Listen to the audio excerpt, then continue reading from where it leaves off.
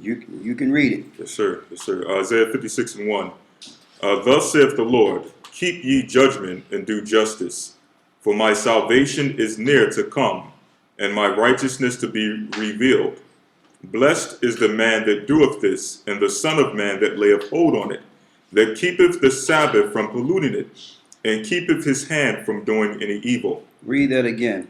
Blessed is the man that doeth this, and the Son of Man that layeth hold on it, that keepeth the Sabbath from polluting it, and keeping his hand from doing any evil. And I was dealing with this early in the morning when the sun was coming up. And the key thing about this is it says, thus saith the Most High, keep ye judgments and do justice, for my salvation is near to come, and my righteousness to be revealed. Which links directly to the coming of Christ when he says, take heed that your flight be not in a winter, neither on the Sabbath day. So there's a key indicator when it comes to the Sabbath, it's based on everything. It's based on the information that get revealed, where we need to be when it's time. So the Most High was giving us a clock, not just for the holy days. He was giving us a clock from Sabbath to Sabbath to know that no matter what we're doing during the week, during this time, you better be on point.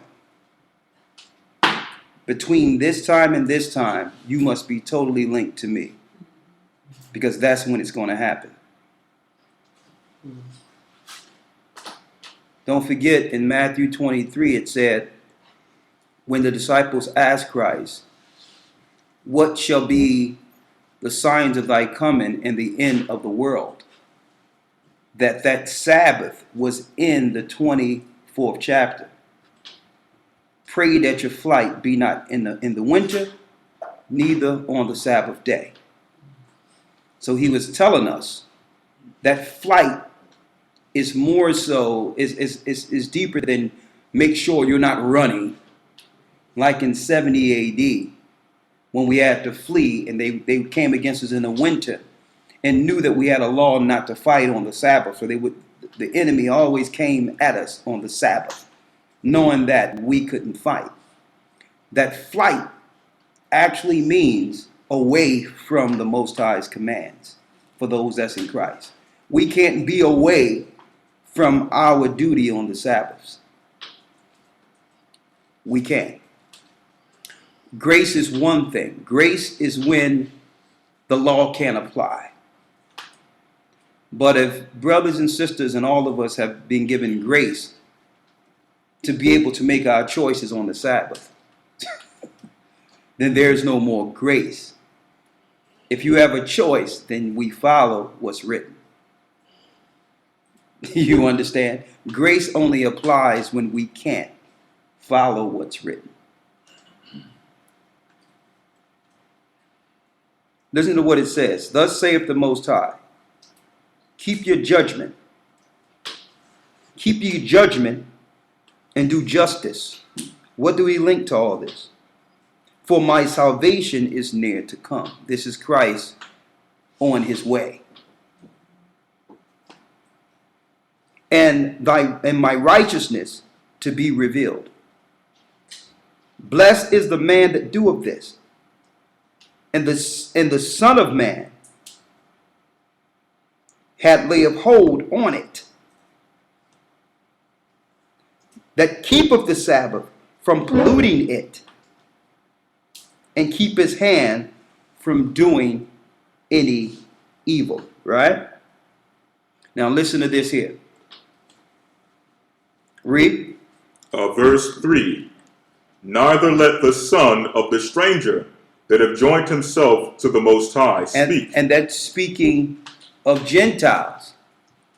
The sons of the stranger that have joined himself with the children of God. Read. Speak, saying, the Most High hath utterly separated me from his people. Neither let the eunuch say, behold, I am a dry tree. See that? So this is speaking of all. This is speaking to the Gentiles that have linked to the Most High's people. Everyone must be in the same vein during this come.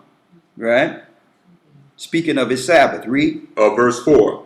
For thus saith the Most High unto the eunuchs that keep my Sabbaths. To the eunuchs that keep my Sabbath. These are they who decided not to deal with a woman. It's not just speaking of physical eunuchs that were made eunuchs. This is speaking of brothers who made a choice to stay celibate. Now they are married to the Most High for a whole other purpose.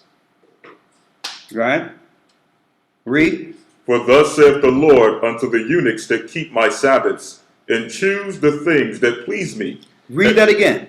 For thus saith the Most High unto the eunuchs that keep my Sabbaths, and choose the things that please me. And choose the things that please me, showing you that doing the Sabbath is a choice. It's a choice. Right? Now, we don't want to get caught with all the understanding and knowledge we know. Not being right upon the coming of our Lord and Savior. That's when Christ says it's going to be wailing and gnashing of teeth. Right? So that means he give us 6 days to do whatever we want in righteousness of our choice. So there should be no excuse why we can't holler one day to him and connect with him, because that's what's going to keep us focused for the other 6 days, from Sabbath to Sabbath. Right? Because really that's what the mission is really all about. The mission is the Most High, who have afforded us grace. It was the Most High have given us grace. But it's no more grace if we don't choose him. Under grace, it's no more grace. It's a purpose turning our back on him, who've given us the liberty to operate.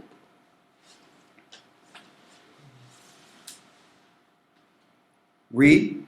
Verse 4. For thus saith the Most High unto the eunuchs that keep my Sabbaths, and choose the things that please me, and take hold of my covenant.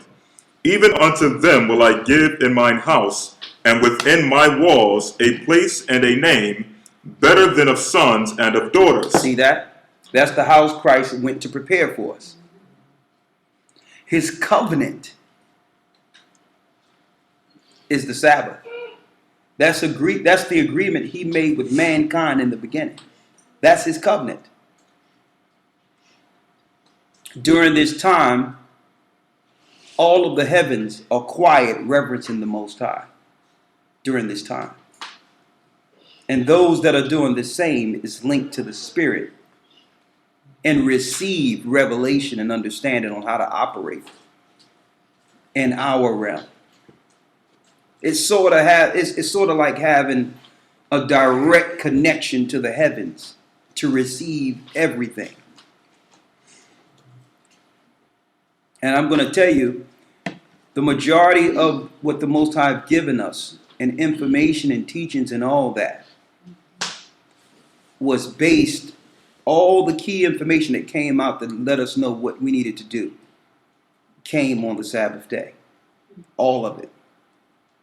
I can remember it. I remember just sitting down in a class and we break it open in scriptures, and people thought that probably we studied this for 3 weeks and open up the books and say, okay, you open up your books, you open up your books. And we all went into it and everything became crystal clear what we needed to do next. It was as if we were being directed from Sabbath to Sabbath. Right? What verse are you in? Verse 5. Even unto them will I give in mine house, and within my walls, a place and a name, better than of sons and of daughters. Go ahead. I will give them an everlasting name that shall not be cut off. Also the sons of the stranger that join themselves to the Most High, That's the Gentiles. to serve him and to love the name of the Most High, And to love Ahaya, Ashar Ahaya. Read. to be his servants, every one that keepeth the Sabbath from polluting it, and taketh hold of my covenant, even them will I bring to my holy mountain, and make them joyful in my house of prayer. So that's crystal clear that the Most High desire the Gentiles that cleave to Christ to serve him on the Sabbath. And that kills that teaching out there in secular Christianity that because people are Gentiles, they're not supposed to follow the Sabbath because that was given to the Jews. The Gentiles that will make it to this kingdom will join themselves to Jacob and serve the living power. Right? Read. Verse 8. The Most High power, which gathereth the outcast of Israel, saith. Read it again. The Lord power, which gathereth the outcast of Israel, saith. That gathereth the outcast of Israel. We know that we're the children of Israel that have been scattered throughout the earth. Now the Most High is calling us back with a higher mission to gather the rest of our people that are cast out throughout the four corners of the earth, which leads us to the other 6 days. When the Most High have called us out and give us understanding and time, within that week, we must find new ways to reach our people.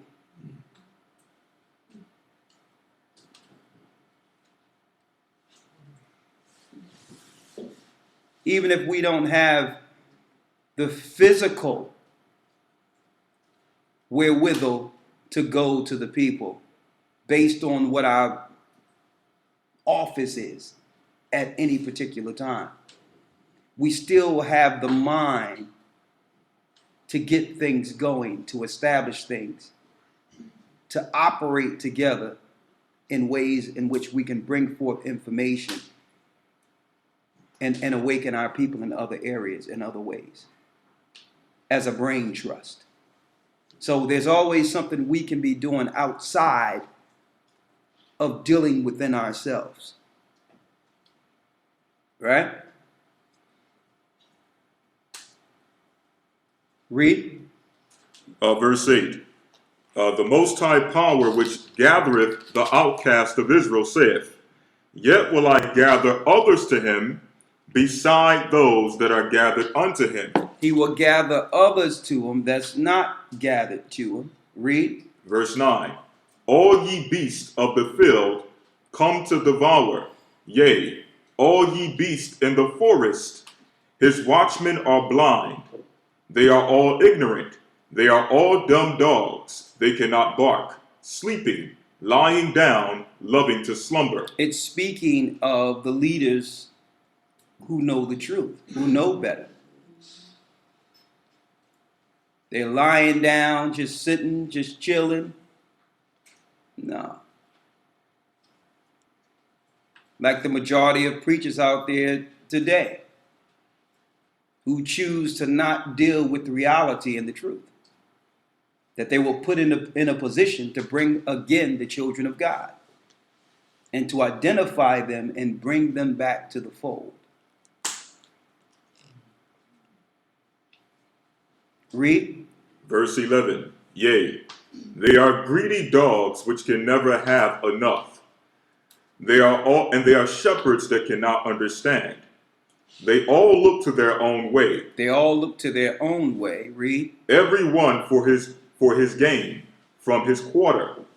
Come ye, say they, I will fetch wine, and we will fill ourselves with strong drink, and tomorrow shall be as this day, and much more abundant.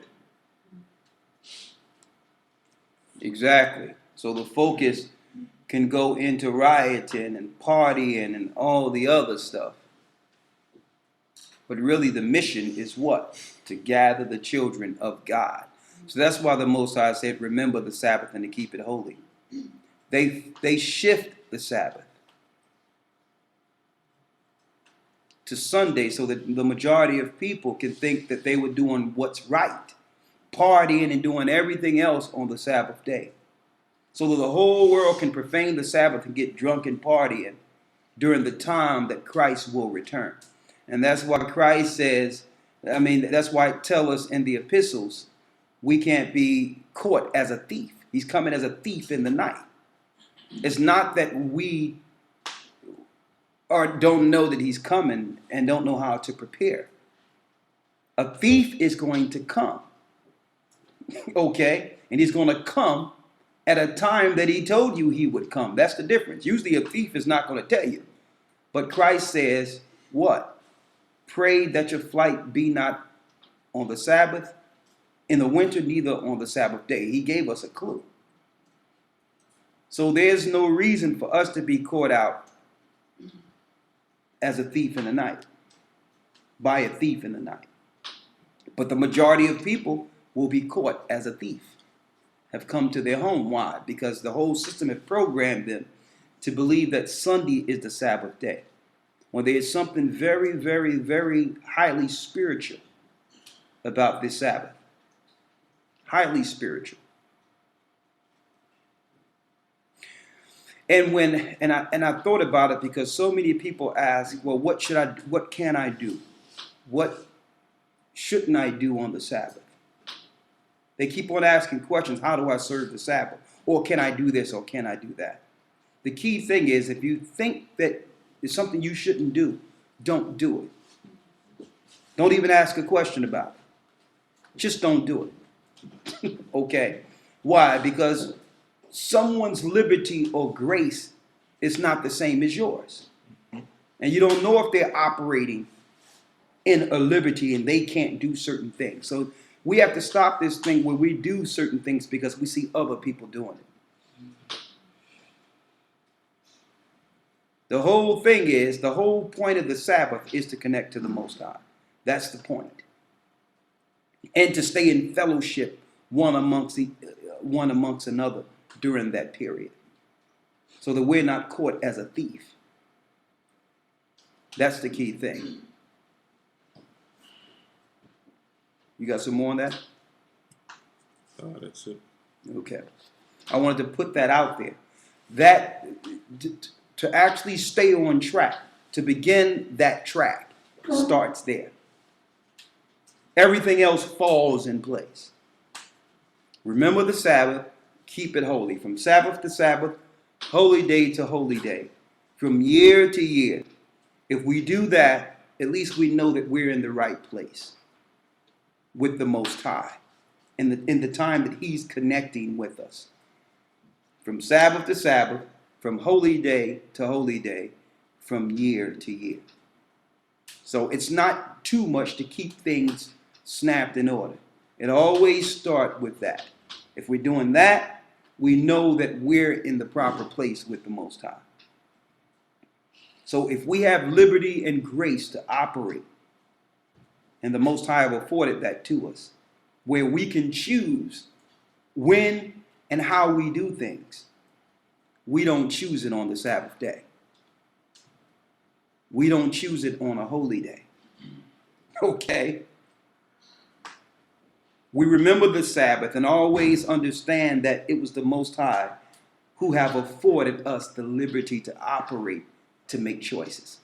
So therefore, that's owed to Him. And we owe that to ourselves, to disconnect and know that we're in the right place with the Most High. Right?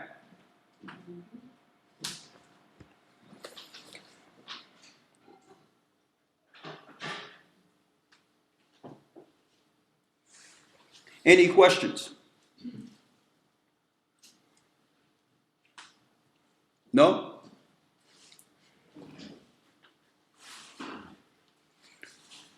Okay, good. The Sabbath is the covenant that the Most High made with Israel. That's the covenant. That began everything. He rested on the Sabbath. After He made man, which are we, He rested on the Sabbath day and said, hallow this and remember this. It had nothing to do with Moses. That covenant that he made with Moses was the original covenant he made with Adam. We stay in touch with that spirit and make sure that we're right in total humility to the Most High every Sabbath, from sundown Friday to sundown Saturday. And then we can do our own bid righteously on the other days. All right?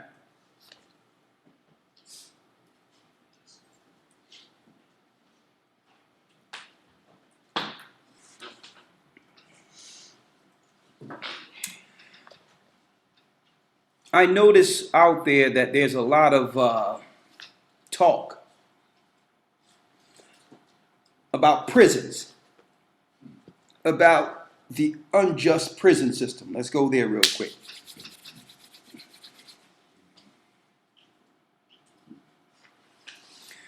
But I don't think the majority of people in the earth know why prisons were actually created. Why is it that America, out of all countries, imprisons so many people?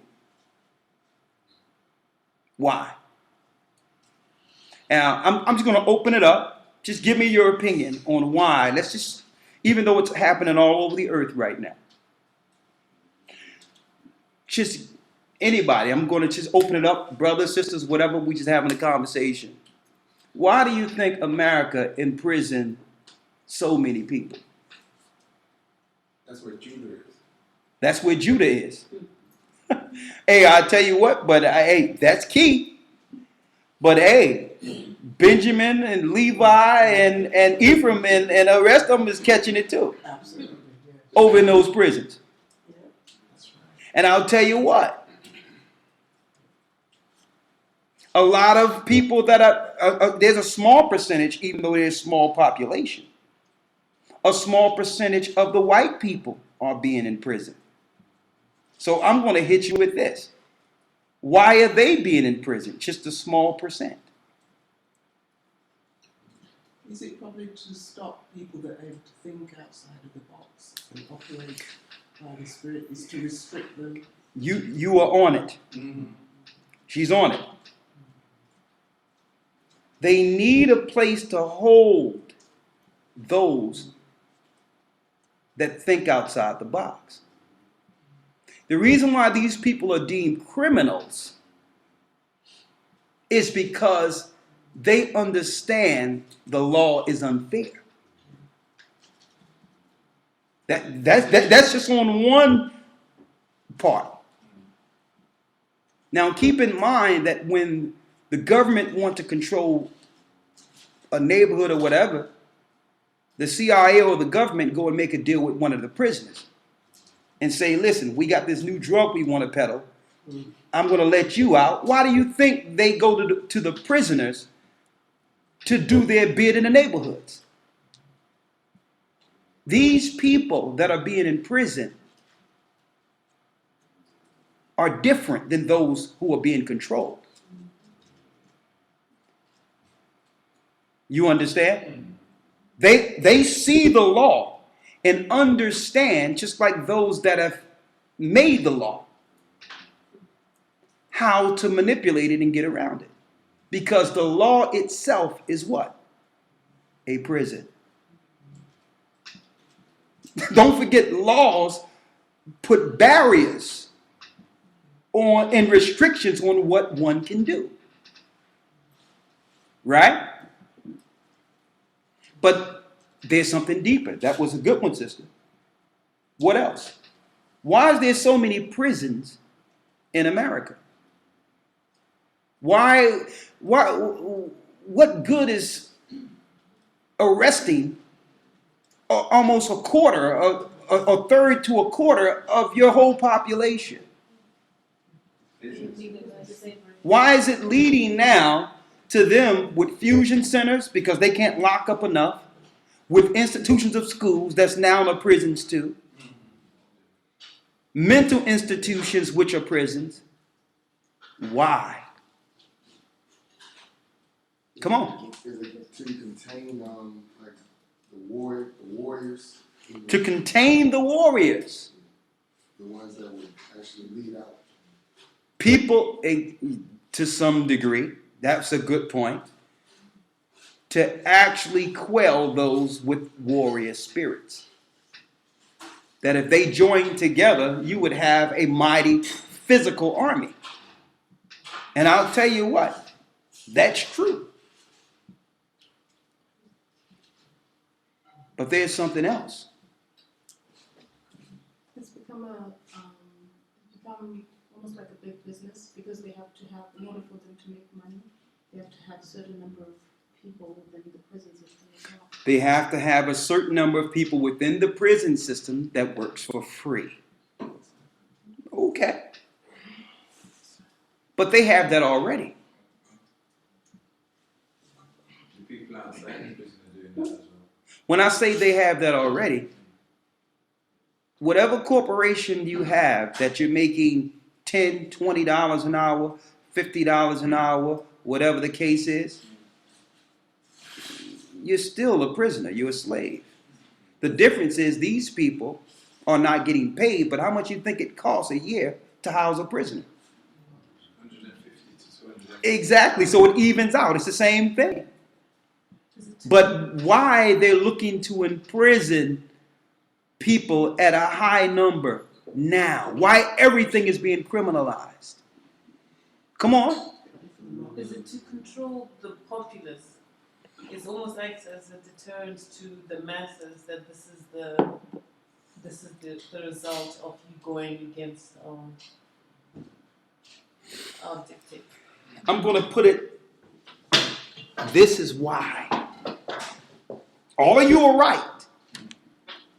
But the reason why they must imprison so many people now is that they cannot stop the Most High freeing us. They cannot slow it up.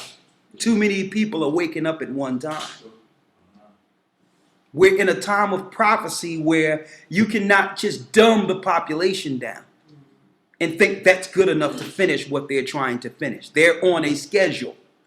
And it's too many people waking up at one time. It cannot be controlled. So either they must imprison them or kill them. Not because what they're doing, from what's operating on the outside. What the Most High is doing in the time of what we call the awakening. That's what's going on. So they're going to continue to ramp up their prisons. They're going to continue to ramp up their armies. They're going to continue to use their pharmaceuticals to brain kill the people. They're trying to stop the connect. And they cannot stop those with the spirit, like a lot of you, to understand what they understand. Because one thing about the truth, once it's given, it cannot be undone. It opens up a whole new window of understanding. So once people know something, knowing is half the battle. Once you know, they cannot, there's nothing they can do to change that. They've went through so much just to keep us from walking through that door. Sunday worship, Christianity, pacification, making you have positions at your job, making you believe just your programming from youth was to turn you from not walking through that door. But once you walk through that door of truth, their programming have no more power. You are an enemy of the state. Right? Now it comes a time, brothers and sisters, when you're in the spirit, they can't even imprison you. And it comes a time, listen to what I'm telling you. And it comes a time in the spirit where they can't kill you either.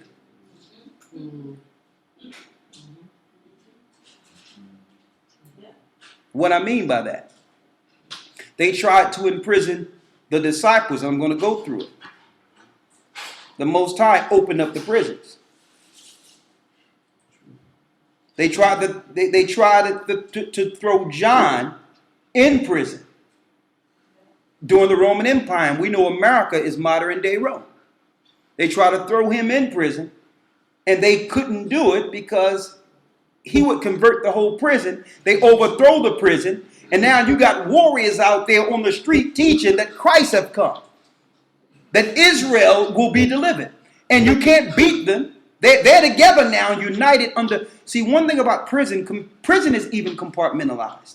They got it divided between Crips, blood, Muslims, Christians, lesbians, homosexuals. They have the whole system. Their social system is actually a microcosm of the world. And they have the prisons totally divided. But what if you put a brother in the prison that can unite everyone? So they couldn't do that with John, because they throw John in prison, and now the whole prison realize who they are and who the Romans are. And they come together under one ideology and one spirit. And then even the prison guards were converted. What you going to do now? The prison guards are with the prisoners. They open up the jail and say, y'all go out. Y'all no harm. You can't be no more prisoner than the Roman government is, than Caesar is, sacrificing people and killing people. You can't be as much a murderer as Caesar. You can't be as a greater thief as Caesar. See? So they said, what can we do with John? They was like, well, the Romans got together and said, you know what? We can't put him in prison. Then they said, well, let's kill him then. We can't kill him because the people that they let out of prison,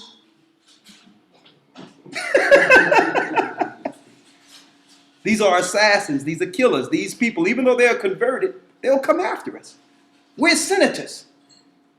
We're not warriors. So if we kill John, he doesn't befriend all the people that we wanted in jail, knowing their physical threat. Then they said, you know what? We can't kill him. He'll become a martyr. More people will come to him, and the prisoners will come after us. I know what? Let's give him his own island. Let's exile him to the Isle of Patmos. So therefore, he's in paradise. Everything is fine. They still know he's living. You understand? Are you following me here? What I'm saying is, even though they're planning all these things, there's an overall spirit that the Most High have with this elect, where what they do have no power if we're in the right place with the Most High. Now, it may come a time where to do his will, so that his will and his word can go forward, martyrdom is necessary. That's necessary too. But there come a time where, in some instances, it's not. The Most High show his power by releasing the prisoners. Right? So let me give you some examples here.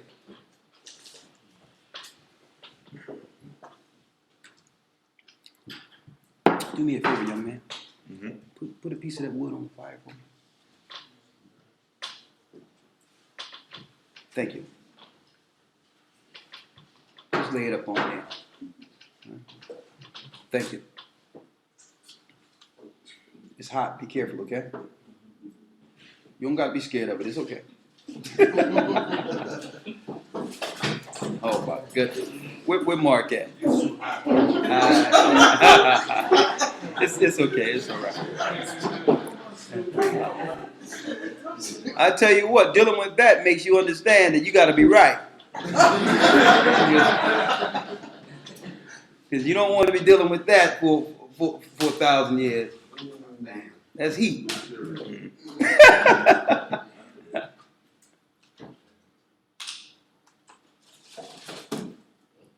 Yeah, you can take that there, yeah. All right. All right. Thank you, brother. I appreciate it. All right, good.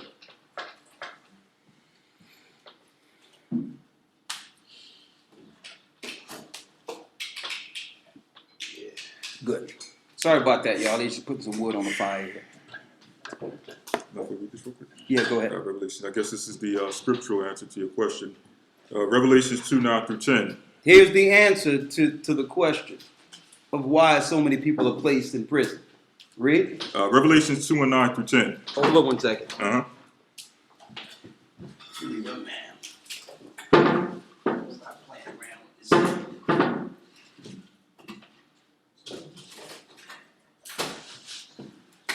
Put it back on there. There we go. All right. Ready? Ready? Yes, sir. Come on. Yes, sir. Revelations 2:9-10.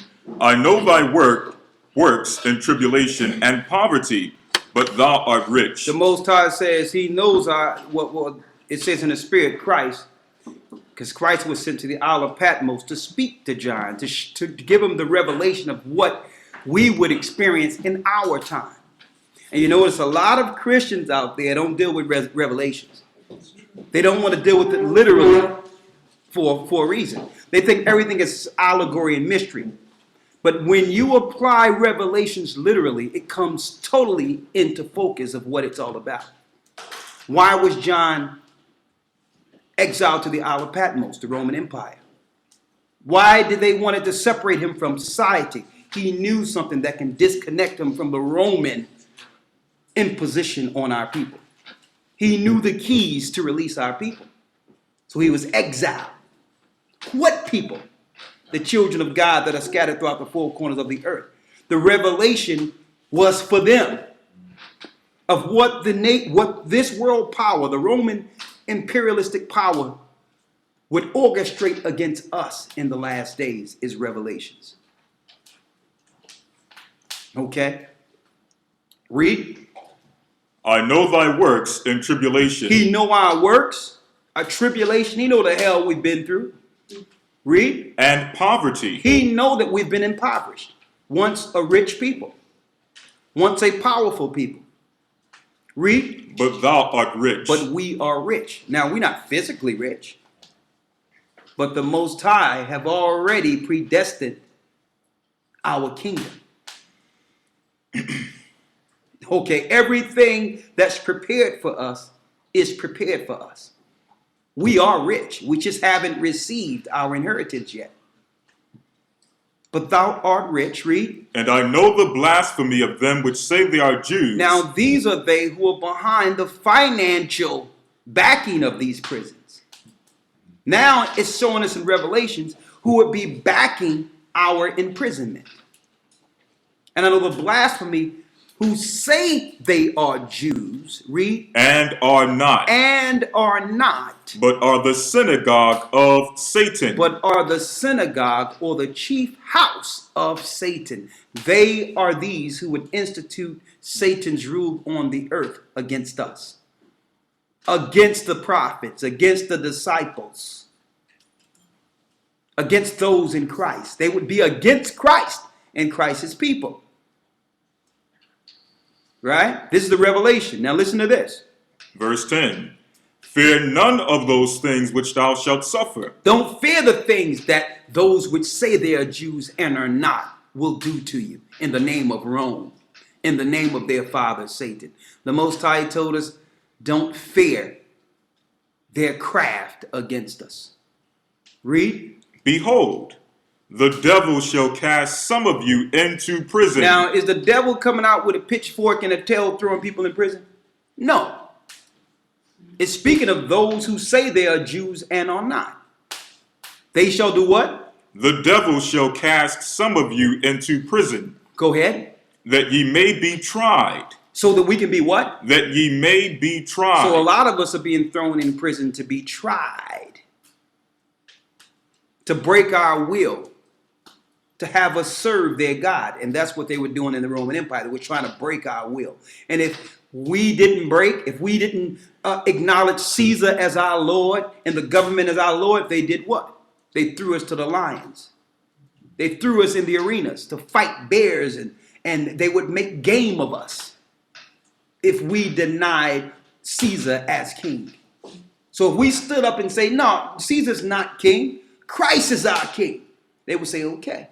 They would put some garb on you and throw you to fight gladiators. That was your original games, the Colosseums. Read. Ye shall have tribulation 10 days. Be thou faithful unto death. Be thou, and that 10 days is a completion. And it says, don't give up, even if you're thrown in prison. Be faithful to the Most High till death, even if it means your life. And I will give thee a crown of life. And I will give you a crown of life. They're going to look to break our will. And they do this in these prisons. And you notice when our brothers and sisters go into prison, they never come out the same.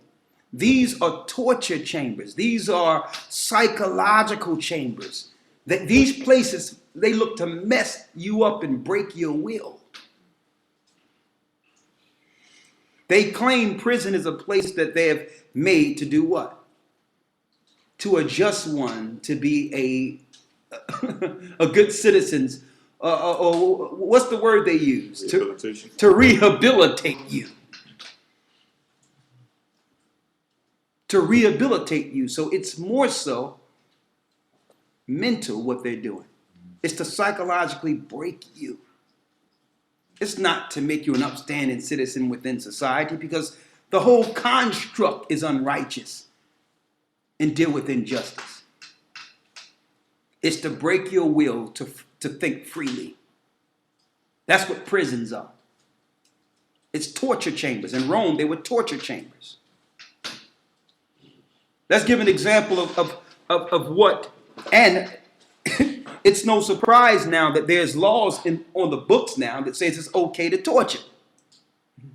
And you thought it was for Bin Laden and Anwar al-Awlaki, when now it's domestic terrorism, and they're using torture and all types of electromagnetic shock and all types of drugs on prisoners now.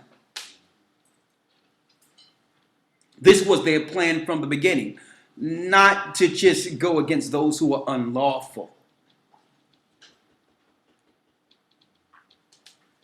but to set up their prisons in the last days against us, the children of God, who know better, who would prophesy the fall of these empires. Right? Let's give you an example in the book of Acts after Christ, when the disciples were thrown in prison. This is the book of Acts. See, and that's why they don't want you to read the Bible. Everyone out there is claiming you shouldn't deal with the Bible. But the Bible is the key tool to give an example, to give us perfect examples of what they're doing to us today and to prepare for it. To have real life situations and scenarios from Christ being tortured, from Christ going through what he went through, the disciples, what they went through. These are real life examples of what we would need to see so that we can repeat and do what they did before us. So the Bible gives us these real life examples on how to overcome the satanic system we call Rome or Babylon. Right? Chapter and verse. Acts chapter 12, verse 1. Go ahead. Now about that time, Herod the king stretched forth his hand to vex certain of the church. And he killed James, the brother of John, with the sword. And because he saw it pleased the Jews, he proceeded further to take Peter also. Then were the days of unleavened bread. So during the time of unleavened bread, they were conspiring, the government, to come against Peter. Okay, now don't think that these conversations are not going down in your so-called Masonic halls amongst the powers of government, of what are we going to do about these people who are waking up. They're everywhere. And I'm going to tell you, I even give credit to some degree to the Israelites who we know that are just zealots, that are just out there, just out of their mind, doing all. The only credit I give to them is their boldness. You must be bold in the Most High to stand out there, even if you're shouting some mess. But I'll tell you this, they are the example because they're planting seeds. and waking up people who might not join them, but but these people learn to see nonetheless. And I'm saying that you got to give it credit to, because guess what? It was some crazy people shouting to me. Okay. And even though I don't ascribe to a lot of their activity and how they operate, I can't say the Most High wasn't in it.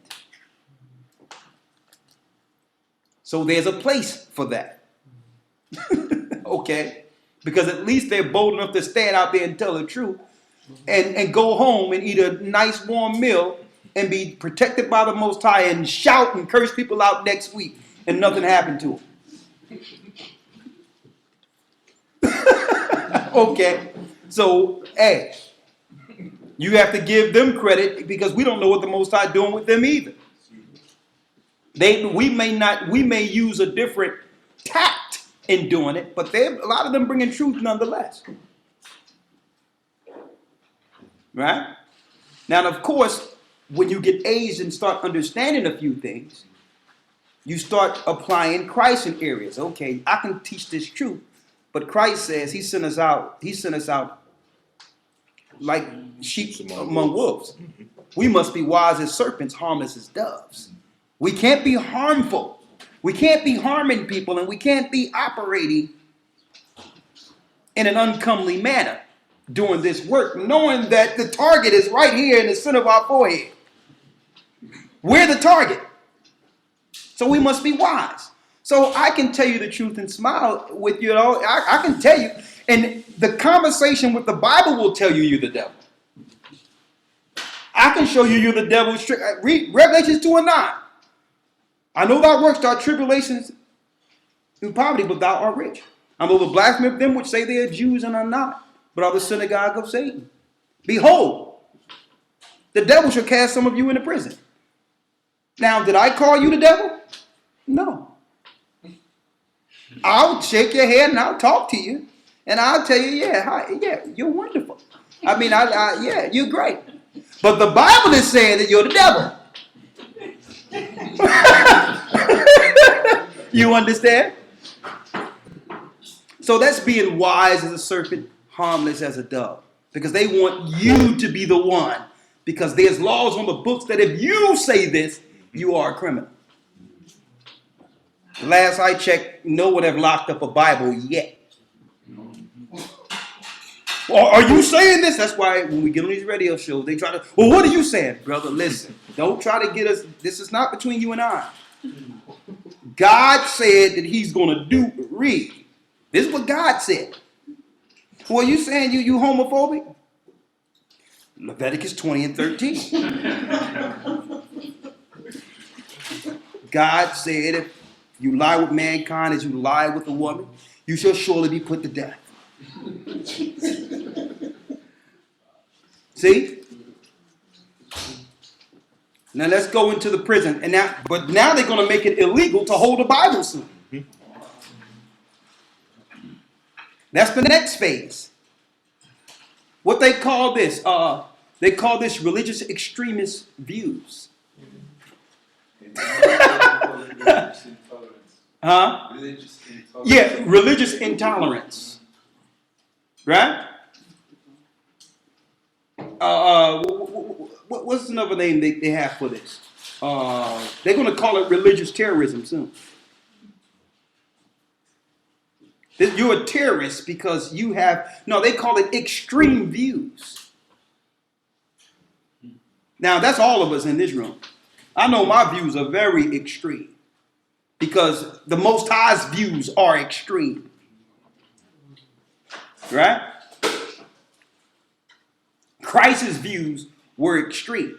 Why did they kill Christ? Why did they throw him in prison? Because his views were extreme. Yeah.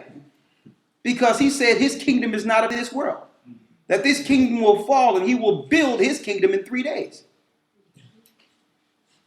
Now imagine someone in America just standing up and saying, well, you know what? This kingdom gonna fall. And my kingdom is gonna come. Man, you put an Allah Akbar behind that one. You were an extremist there.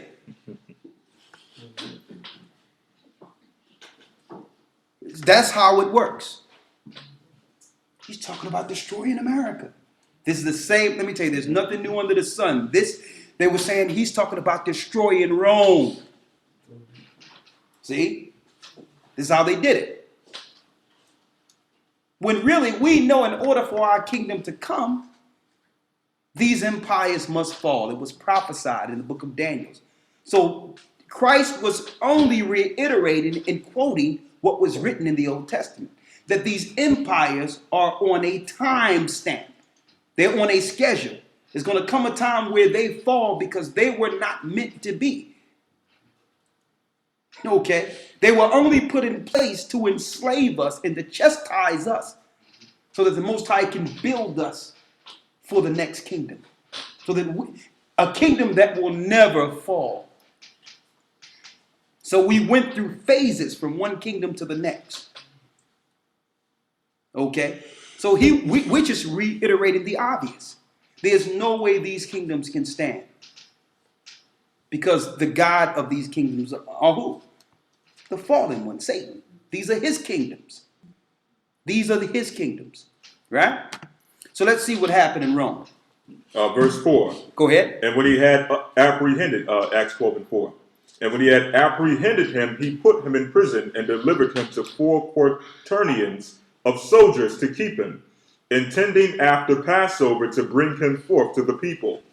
Peter therefore was kept in prison, but prayer was made without ceasing of the church unto God for him. They were praying to the Most High.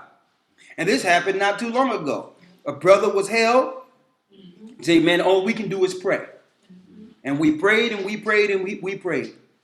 And next thing you know, and we know this never happens. The brother was just released. They just released him.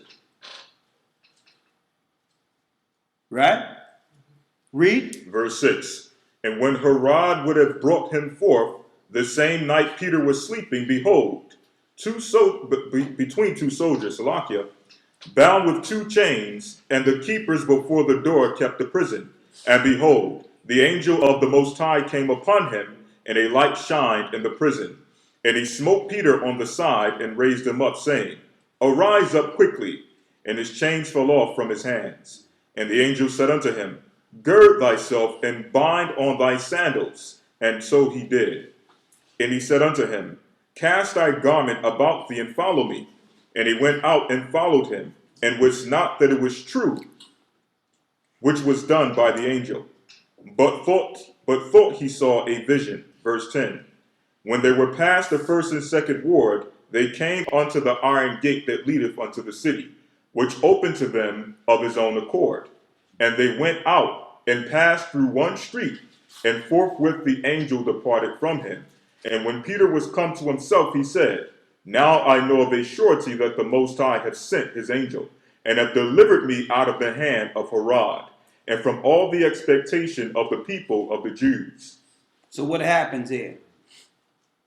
The Most High sent an angel, form of a man. Tap Peter, said, let's go, man. Let's get out of here. They look to do you harm. The whole place was asleep. The gate was wide open. He walked past the ward and looked. He was like, the gate is open. He walked out, and then what? The angel was gone. He says, well, I know for a surety that the Most High have delivered me out of the hand of the Romans. To show you that the Most High have spiritual intervention all the time, but we are just so caught up, we never see it. The angels are beholding us and operating amongst us, usually in crowded places. And a lot of us don't know it. They're just there. And they operate all the time with us. So the angel came, let him out, and he continued. Another time, they threw a whole bunch of them in prison. And then the next day, they was out there prophesying on the street. The next day, they're like, didn't we just lock these guys up? Angels let them loose. So there's a greater power than government. That they're looking to disconnect us from that power. That's the one right there. Go ahead. Acts 5 and 17. Then the high priest rose up, and all they that were with him, which is the sect of the Sadducees, and were filled with indignation, and laid their hands on the apostles, and put them in the common prison. Put them in. There you go again. Read. But the angel of the Most High by night opened the prison doors, and brought them forth, and said, Go stand and speak in the temple to the people all the words of this life. And when they heard that, they entered into the temple early in the morning and taught. But the high priest came, and they that were with him, and called the council together, and all the senate of the children of Israel, and sent to the prison to have them brought. But when the officers came and found them not in the prison, they returned and told, saying, The prison truly found we shut with all safety, and the keepers standing without before the doors. But when we had opened, we found no man within. Now when the high priest and the captain of the temple and the chief priests heard these things, they doubted of them whereunto this would grow. Then came one and told them, saying, Behold, the men whom ye put in prison are standing in the temple and teaching the people. Then went the captain with the officers and brought them without violence, for they feared the people, lest they should be stoned. So they wanted to arrest him, but it was so much power at the speaking, and the people were so engulfed in the word of the Most High that they feared grabbing them. And usually when these criminals come, they come at a time where there's no witnesses, no people to protect you. They did that with Christ. They came in at the night after seeing him in the market that day. And usually, I'm going to tell you, even today, usually when they come jackbooting and looking to take people down, they come 2, 3 in the morning in your house when they think you're home to get you like that. It's the same thing. Right? Now, let's take this prisoner understanding to the next level before we break down and I answer a few questions. Let's go to Isaiah, where it tell you that he'd come to release the prisoners, those that are in prison.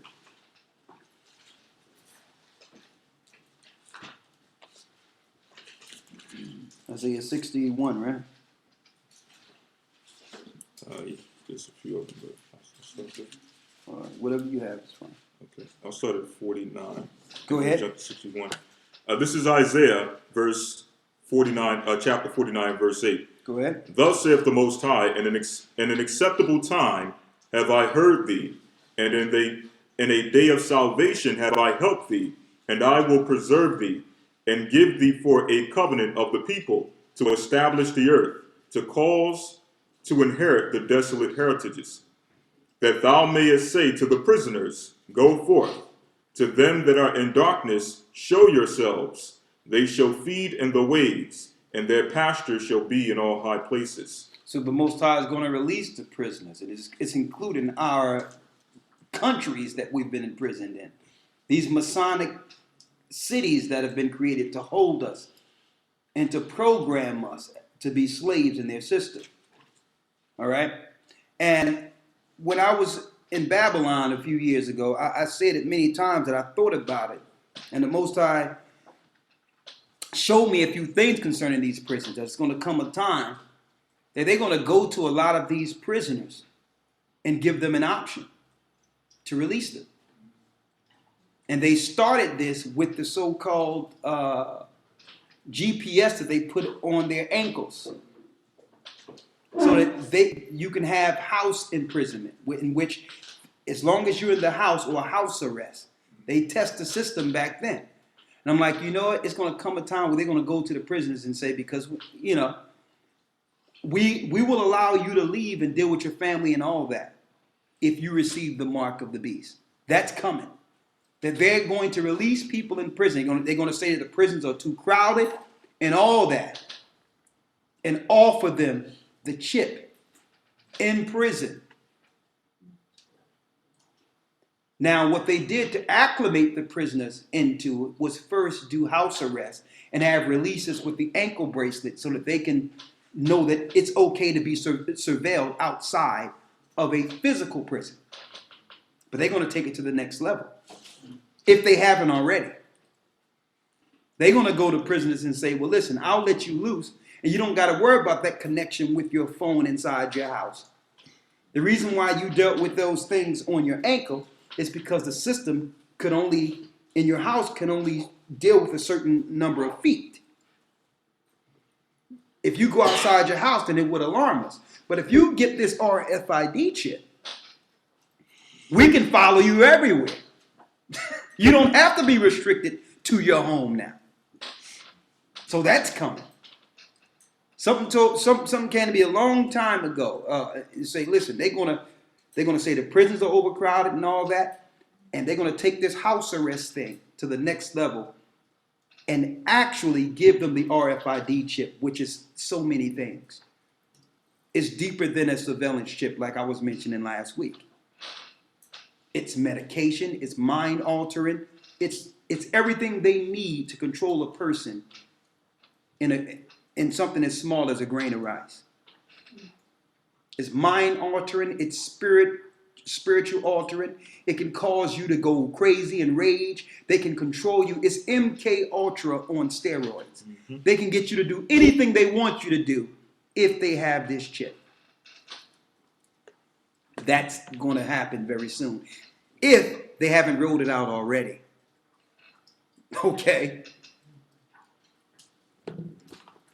A few more things on the prison. Read. Isaiah chapter 61, verse 1. Go ahead. The Spirit of the Most High power is upon me, because the Most High have anointed me to preach good tidings unto the meek. So Christ was anointed to teach good tidings to the meek. Read. He have sent me to bind up the brokenhearted. He have sent Christ to bind up the brokenhearted. These are they whose minds are broken.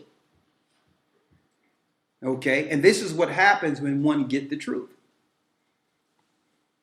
Your minds actually get refocused to understand right outside of your programming. Everything we've learned in our system is a lie. Everything. The religion we learned in our system is a lie.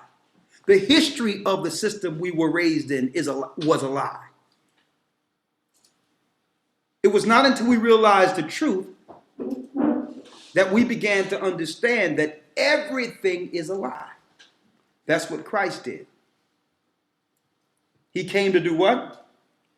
To preach good tidings unto the meek. Good tidings to the meek. Read. He have sent me to bind up the brokenhearted. These are the people who don't have things together and are programmed. Read. To proclaim liberty to the captives. To proclaim liberty to the captives. Read. And the opening of the prison to them that are bound. And the open of the prison to those who are bound. Now this is physical and it's spiritual. Why? Because some of our teachings, some of the things we've learned growing up from a child have restricted us and have gave us fear to the point where we're restricted by fear to do certain things. You notice that? That this system have instilled systematic fears in our minds so that we feel that we can't do this or we can't do that. Or we feel that if we do this, then something bad is going to happen. Where did all this fear come from? It was our learning, our programming. That's a prison. That's a prison. So Christ came to release that too. To say, well, listen, you have the Spirit of the Most High. There's nothing you can't do if you're with the Most High. So he takes away those boundaries that was them systematic boundaries that were placed in us to restrict us from doing what? Rebelling against the system. That's what these fears were placed in us for. To keep us shackled as slaves to do the bidding for Satan's world. Right? So Christ released us from that. And since Let me tell you, since I've learned the truth, I began to realize there's nothing we can't do. And I began to do things I used to have a phobia or a fear of,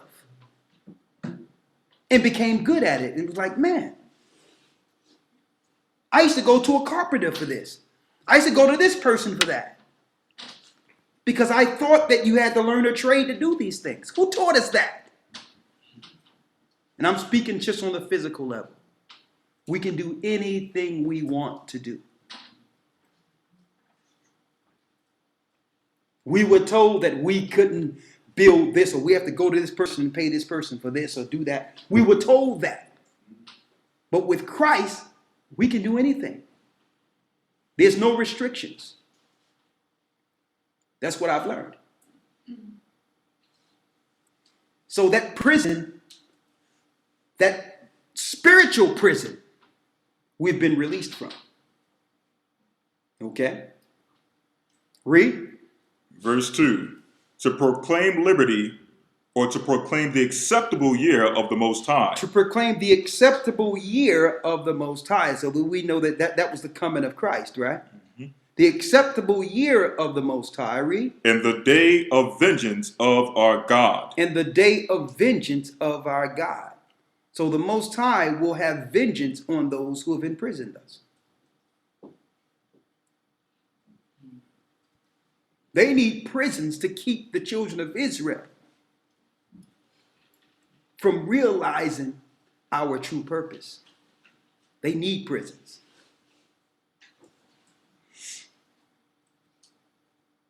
Read. To comfort all that mourn.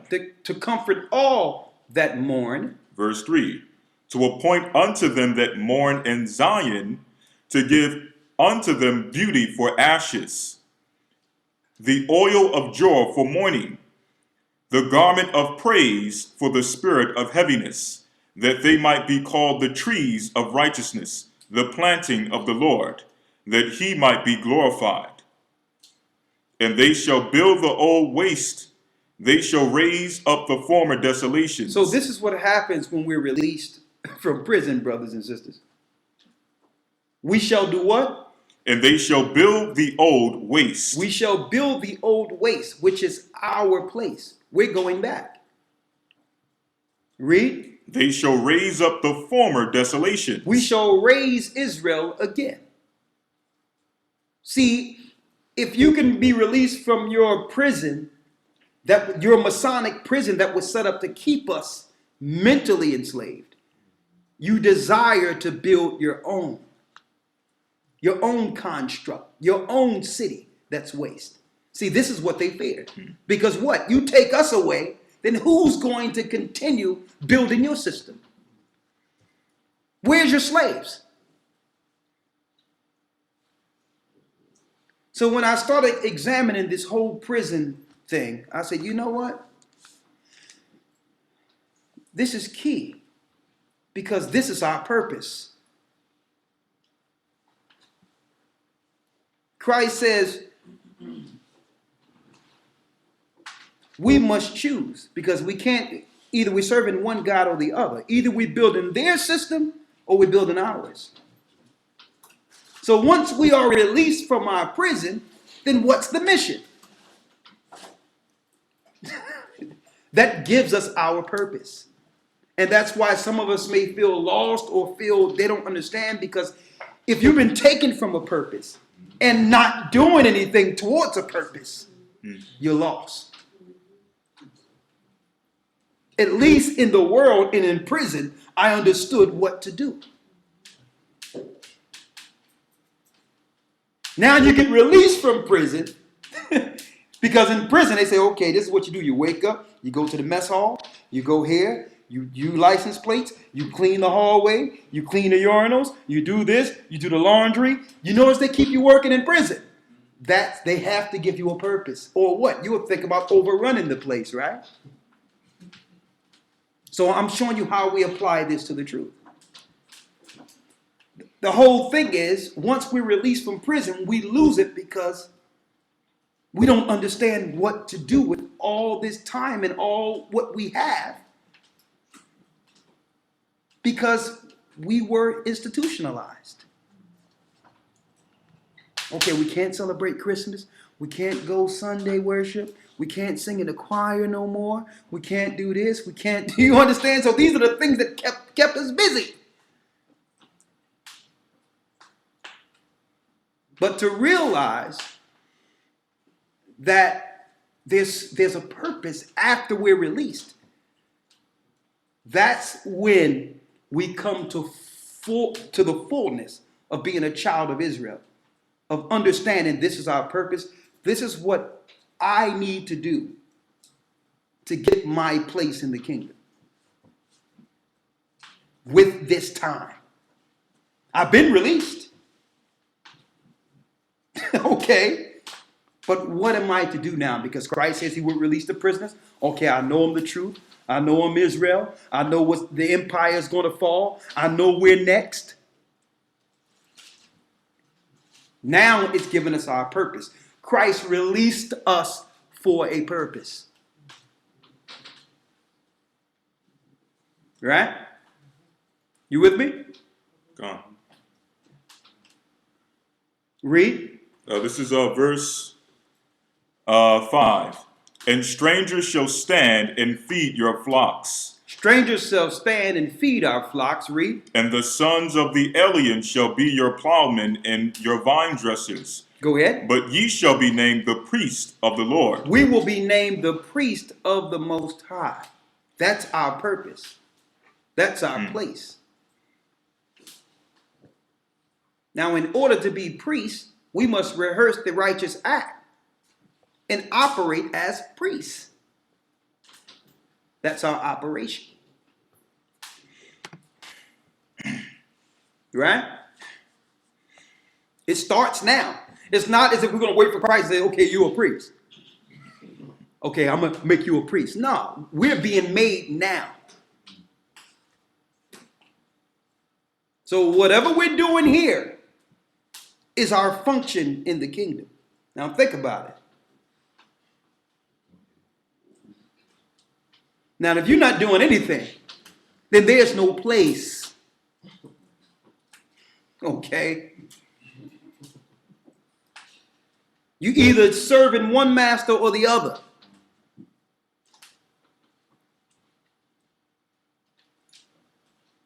So, we're going to click in with priest classes of how to be priests.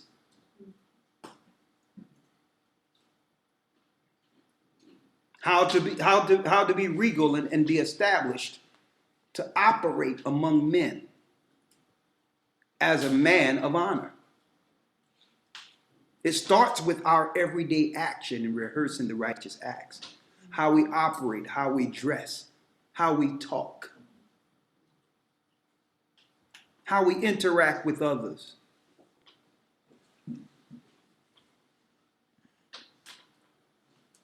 It all starts there. Proper spiritual etiquette on how to be. Right? Once you're released from prison and you become a man or a woman of the Most High, what separates us from what we were? If we're the same, we're still in prison.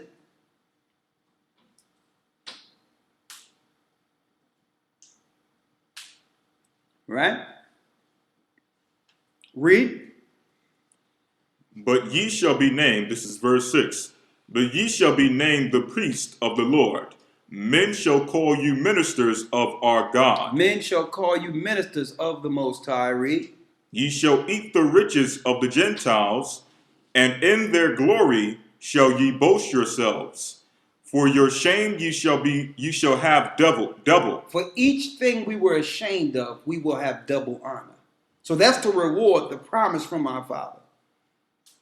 So there's no need in complaining about what was done to us, when everything that was done to us will be paid back twofold by the Father. So it's not about complaining, oh, I've been enslaved, oh, they whipped us. Oh, they beat me. They stole me. They stole my land. Well, the Most High promised double back. We lost nothing if we're willing to stand in honor as priests. Right? Read. The rest of verse 7. And for confusion, And for confusion, they shall rejoice in their portion. for all the times that we were confused and lied to, worshiping Christmas as Saturnelli and all this mess they're dealing with. For as much as we were confused, what? They shall rejoice in their portion. We shall rejoice in our portion. So as much as confusion we've had will be our increase. Twice as much as confusion will be our increase. Read. Therefore in their land they shall possess the double. We shall get double. That means we didn't lose anything. We're working to get everything back and more.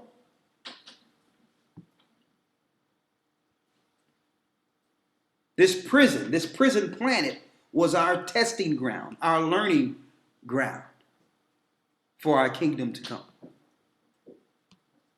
Read. Everlasting joy shall be unto them. Everlasting joy shall be unto them.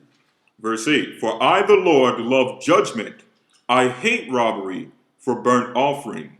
And I will direct their work in truth. And I will make an everlasting covenant with them. And their seed shall be known among the Gentiles. And their offspring shall be the people. All that see them shall acknowledge them. They that are the seed which the Lord hath blessed. I will greatly rejoice in the Lord. My soul shall be joyful in my God. For he hath clothed me with the garments of salvation. He hath covered me with the robe of righteousness. As a bridegroom decketh himself with ornaments, and as a bride adorneth herself with her jewels. For as the earth bringeth forth her bud, and as the garden causeth the things that are sown in it to spring forth, so the Most High Power will cause righteousness and praise to spring forth before all the nations. All the world will know when it's said and done, once this is finished, who we are and why we went through what we went through. The whole world. Everyone will know. That's the portion the Most High promised us. That our fathers were not sold and our mothers were not sold in vain. That we weren't lied to in vain. We were not in prison in vain.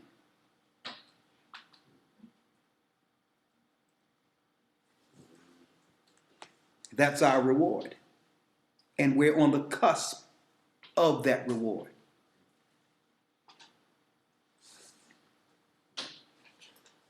And I know sometimes we focus so much on what they're doing to the point where some can lose focus when it comes to what we should be doing, because we have a job against this system spiritually that we must finish. Because life itself is telling the world that this place cannot go on as it is. And we got so many people that are lost strictly based on what they believe to be true. Have now been outside of us. The system is teaching people that it's not going to sustain. The system itself, even if we don't preach anything, you got people waking up saying, this thing ain't gonna last too long. You got bank accounts and people are living from check to check, don't have them, losing their houses. The whole dream they realized was a lie. So the Most High need us there to give some resolve to all these people who trusted in this world that would wake up and realize, like we know now, that it was all a lie. They're going to need someone to resolve all that for them. The greatest truth one can receive is reality. And that can do as much as a brother preaching on the street about where Israel and what the system is doing. When they start losing everything. And you know what? I'm talking to people now that I've known personally, people I care about, and I've talked to them, and you know what? It's deep speaking to them. Because outside of this truth and all this, they've been taught a reality that leads them to the same place we are right now. But it's up to the priests to resolve that for them. They're being released out of their prisons. But they don't have there's no choice, no options for them. It's like Satan have pulled the rug from under them on purpose and saying, okay, everything we taught you was a lie because we constructed that for you. Now follow me. And they're choosing Satan. They're going from one prison to a new prison. So it's up to the priest to give them that option to serve the living God. Right? One other thing before we go. Let's go to Matthew 25. And I wanted to read this in general anyway on what Christ said, how we should be to resolve everything I've read earlier. Speaking of being a prisoner. St. Matthew chapter 25, verse 31. Go ahead. When the Son of Man shall come in the glory, When Christ returns, read. and all the holy angels with him, then shall he sit upon the throne of his glory, and before him shall be gathered all nations. Before him shall be gathered all nations. And he shall separate them one from another. So the first thing Christ is going to do once he returns is separate all nations according to their boundaries. Why? Because if Israel will be given Israel, then all the other people must have land allocated to them according to their original nation. The Japhetic people will be in their areas. The Hamitic people will be in their areas. The Shemitic people will be in their areas. That's how it will be. And then once a year, according to Revelations and the book of Isaiah, they're going to come once a year. The book of Ezekiel, they're going to come once a year to give homage to the God of Israel, then go back to their areas. So the first thing Christ is going to do is sever out Israel for the Israelites. So that's why he's separating all nations. I know some people are teaching this from a racist standpoint. Oh yeah, he's going to separate black from white and this, that. It's deeper than that. It's not no racist thing. Every nation was promised something. So Christ is not only coming to bring our promise, the nations that are righteous, that are dealing with him right, will have a place in the lands that were allocated to them from the beginning. That's their promise too. Okay? Of course, they're going to serve in righteousness and come up, and every year it's going to be a serious get-together when all nations come and eat from the tree. They're not going to be like, well, I don't want this tree of life because I'm not an Israelite. You understand? So when I mention these particular scriptures, I have to bring that out because so many people are teaching this from a racist angle. When Christ is separating for a higher purpose. Read. Verse 32. And before him shall be gathered all nations, and he shall separate them one from another, as a shepherd divideth his sheep from his goats, Now, or from the goats. Go ahead.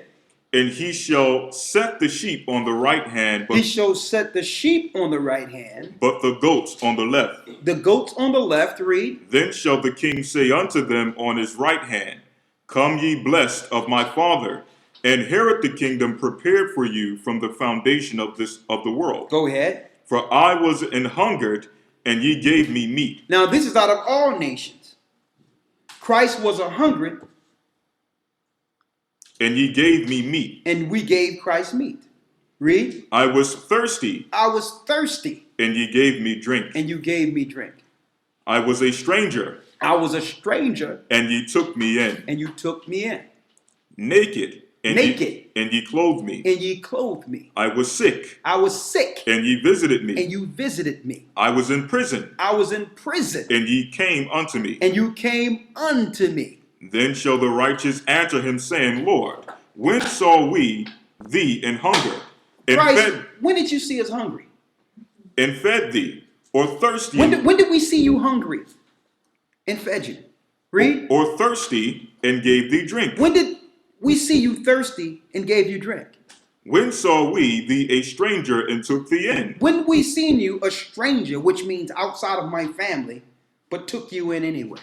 Or naked, and clothed thee? When did we see you without having clothing and gave you clothing? Or when saw we thee sick, or in prison, and came unto thee? When did we see you sick or in prison and came unto thee? And the king shall answer and say unto them, Verily I say unto you, I say unto them, to you, inasmuch as ye have done it unto one of the least of these my brethren, as you have done this to the least of my brethren, ye have done it unto me. you have done it unto me. Now, this is what I'm examining in lieu of this whole teaching today. Here's the mission amongst those who know the truth. To see people who may be strangers and help them and take them in. To feed people that are hungry. To give people water or to nourish them when they don't have anything. To do all these things that Christ said. And not to look for anything in return in this life. To know that you're doing this because every time you do it, you're doing it to Christ. Now, I'll put this out there because sometimes I've learned that we do things. And then to some degree, of course, you want to be appreciated for what you do and be respected for what you do. But sometimes, and I'm putting this out there, we may not receive back from the person we're doing it to what you're doing. You may not ever receive it back from that person. But that's okay. We do this because Christ did it for us. We take in strangers. We feed the homeless. We help those who are in prison. And we never expect anything back. Because that's what Christ did for us. And that's part of this whole mission in releasing the prisoners. Because when I look at what Christ was talking about doing for these people, the majority of these people that need this help are us. Is us, excuse me. And I'm just putting this out there from amongst just brothers and sisters in the truth. You're feeding somebody, you look out for somebody, you do something for someone. Of course, you expect appreciation. But all in all, that's a reasonable service. Because I understand by doing these things, who will repay? The only thing that we can do as a people is when it's a blessing if we can all look at this scripture, all of us, and do that. All of us. Because if we do this, we're doing it to Christ. And I wanted to put that out there. It's separate from everything else to some degree, but my lesson was going to be on that originally, but I wanted to go into the release of the prisoners and what that whole doctrine in Christ was. But the overall understanding is appreciating the Christ in people. And understand that all of us were in a place of need at one point, and the Most High sent the Spirit of Christ. All of us can always go to a point in our life that we needed something, and the Most High sent a spirit in a person, but it was his son. It was Christ. And that's the spirit that must be emanated from us. All right? With that, I'm going to answer questions in a moment, and we're going to anoint and wish you all Godspeed. Do me a favor, young man. In there, you're going to see an olive oil and to your right in the cabinet right there. See it? It's an olive oil. It's a solid rack there.